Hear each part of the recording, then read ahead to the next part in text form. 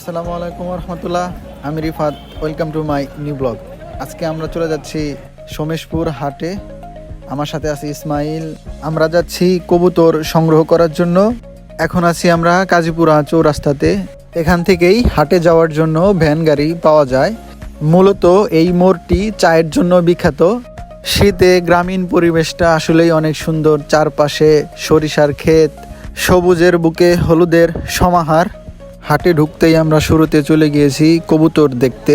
আমরা মূলত কবুতর সংগ্রহ করার জন্য আসছি।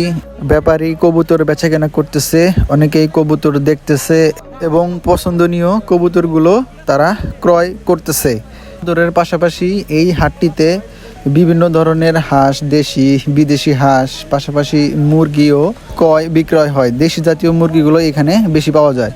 এই হাটটি মূলত সপ্তাহে 2 দিন বসে, সোমবার এবং রোজ শুক্রবার। সোমবারে হাটটি গরু ছাগলের পাশাপাশি বিভিন্ন ধরনের শাক সবজি, দেশীয় শাক সবজি, শাক, লাউ, এখানে সকল ধরনের শাক সবজি, পিওর অর্গানিক শাক সবজি, এইটা সরাসরি কৃষকের হাত থেকেই হাটে চলে আসে। আশেপাশের গ্রাম থেকে সকলেই এইখানে তাদের সাপ্তাহিক বাজার করার জন্য এ হাটেই আসে।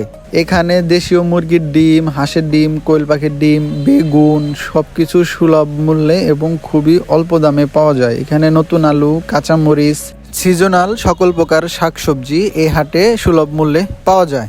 এই হাটটির এক পাশ গরু এবং অন্য পাশ ছাগলের জন্য বরাদ্দকৃত। গরু ছাগলের হাটটি মূলত সপ্তাহে 1 দিন হয়, রোজ সোমবার। এই হাটটিতে বিভিন্ন ধরনের গরু অল্প মূল্যে পাওয়া যায়। পাশাপাশি কুরবানি উপযোগী অনেক গরু ছাগল এখান থেকে মানুষজন ক্রয় করে নিয়ে যায়। এখানে দেশি গরুর আমদানি একটু বেশি থাকে, কারণ মানুষ কোরবানির সময় দেশি গরুর দিকে একটু বেশি ঝুঁকে।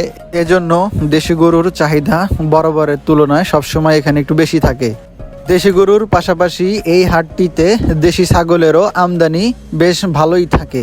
গ্রামীণ এই হাটটিতে উন্নত জাতের ছাগল খুবই কম পরিমাণে পাওয়া যায়। এই হাটটিতে নদী ও বিলের বিভিন্ন জাতের দেশীয় মাছ পাওয়া যায়। এখানে শীতের জন্য বিভিন্ন প্রকার জামা কাপড়, এর পাশাপাশি কম্বল, ল্যাপ, তোশক, গেঞ্জি সবকিছুই এই হাটটিতে পাওয়া যায়। যদি গ্রামীণ পরিবেশের ভিডিও আপনাদের ভালো লেগে থাকে তাহলে অবশ্যই চ্যানেলটি সাবস্ক্রাইব করবেন। সবাইকে ধন্যবাদ।